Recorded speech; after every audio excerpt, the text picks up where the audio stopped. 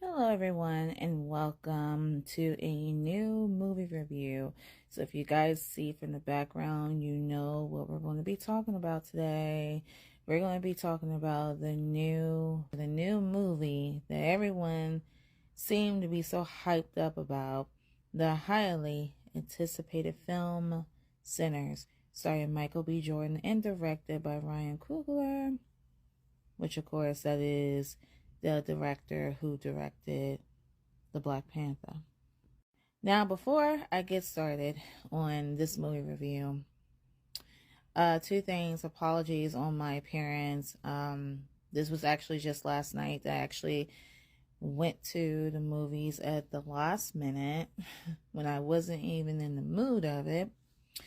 And I just got back kind of like at 1 in the morning. It's not 1 in the morning now, it's the next day after. So apologies on my appearance. I look better. I don't give a shit.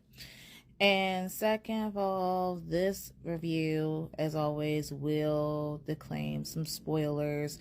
So if you guys don't want to be spoiled, if you have not seen the movie yet, what is the point of me saying that? That's why I'm doing these movie reviews for y'all. Okay, so, but I have to say it. Like, it may contain some spoilers, so I don't know how you guys will feel about it. If you want to watch, that's fine. Go right ahead. If you don't want to spoil yourself and you don't want to heed the warning on what I'm trying to say on my perspective, I advise you, hopefully you'll change your mind and you really need to look at this review, because I'm not trying to bullshit y'all. So I waited 3 weeks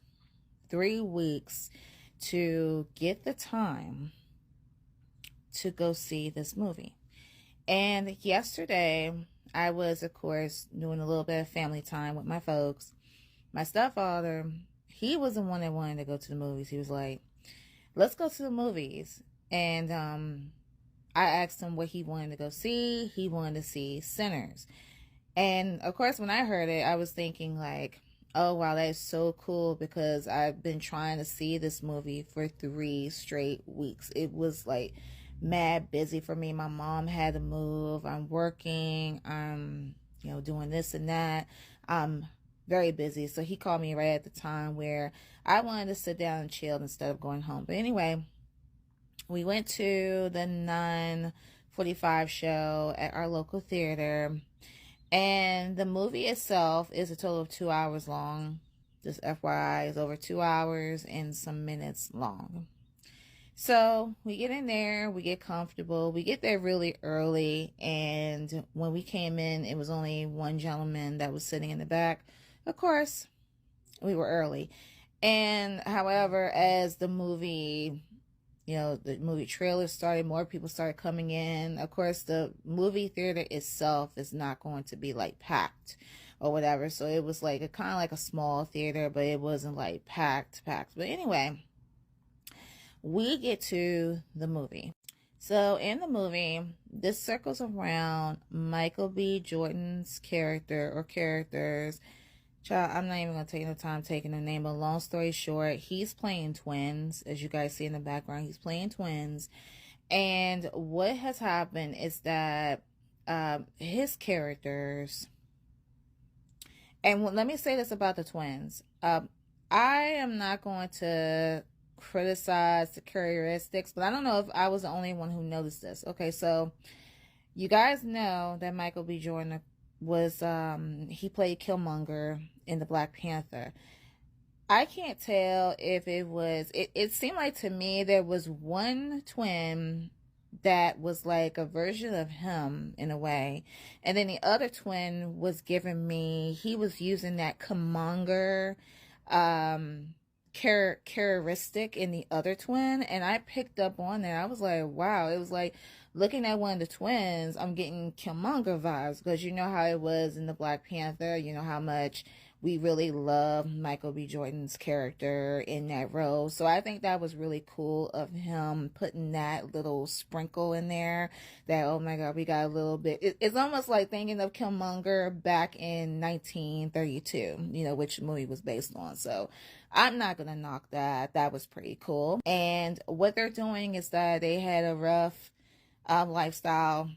rough time in their life. Of course, it's during the ages where there is racism, straight up racism. And what they do is that they're getting away from it all. They want to find a peace, a solace. They went back into their hometown of Mississippi, and oh my god, I already feel some shitty way about Mississippi. Mississippi scared the shit out of me. But anyway, they settle in this hometown, and they create this they open this bar, not create, but open a bar for people to come in, get together, have fun, drunk, eat each other out.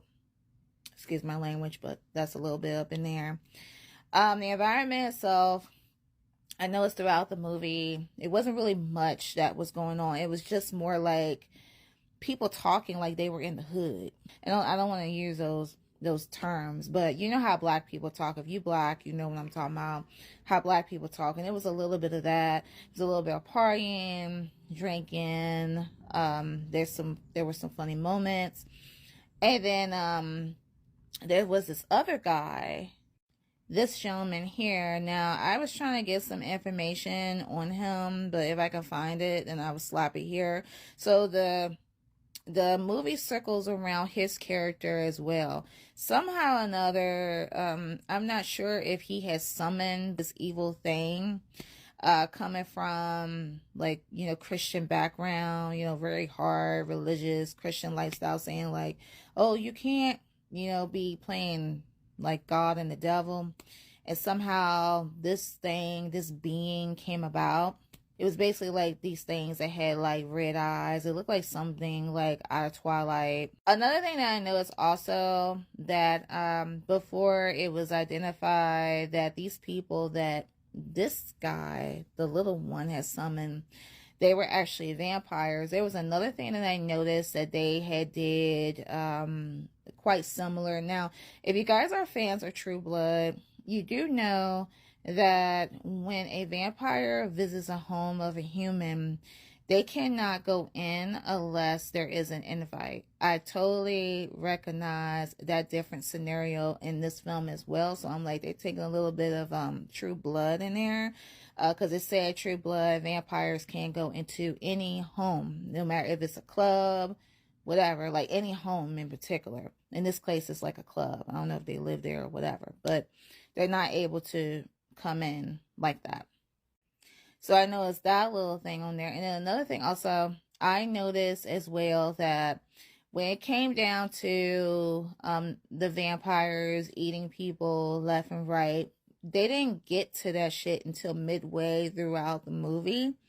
I feel like they broke that movie in half, where they had like, okay, people getting, it was almost like 1932 house party. Sorry, you guys, house party of the 1932 folk. And then from there, it went straight to like the vampires started coming, eating people up as soon as they come outside. Then they're turning into vampires, and then they're out there having their own little party or whatever, which didn't make no sense to me. There was the main vampire. He was sitting there. What was he doing? He was like Irish dancing, which didn't make any sense to me. So it was little things that did not make any sense at all. And we had Michael B. Jordan in human form, and then we also had him in vampire form, which that was probably like a turn on to Michael B. Jordan fans, the ladies and gents that think that Michael B. Jordan is hot, which he is. And then at the end, pretty much it was more like slicing and dicing. At the end, the other twin gets shot. We don't know what happens to him. And then as far as the younger person, the him here that I can't point to, he basically went on his life, continued playing blues as an old man. So that was a little bit take of it, of the whole movie itself. In my opinion, guys, it is not all that it's cracked up to be. I don't understand what the critics, Rotten Tomatoes, what people are saying that this movie was really good. It did not have like quite enough to keep me entertained, at least. I don't really understand what was the purpose of it. The jump scares were very well to a minimum. It was more like everything that I basically said, and to me, it was not good. So we just got done looking at the movie Sinners, and I don't know what to think about it. Mama, what's your opinions on it? My opinion? Yes. First of all, I think y'all need to save y'all money. Take out the theater. If you come to work, come in here high, thinking that movie is good. Herbert, what you think about the movie? Crazy. Mixed feelings there. Mixed feelings there. That's one thing. That's one thing.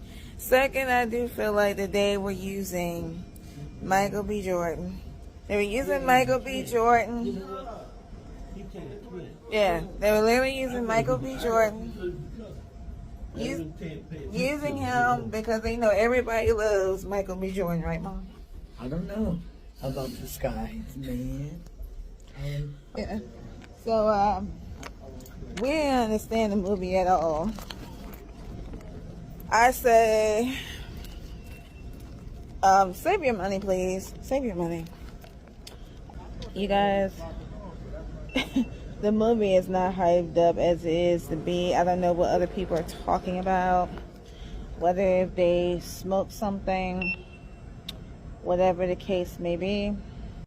I feel like that the only reason that people said that it's good is because due to the fact that it was made by the director who created Black Panther. They're afraid to say that, okay, this movie is not good. They're like, oh, it's good and stuff like that. No, it's not. So guys, heed the warning. See if you want to, but don't.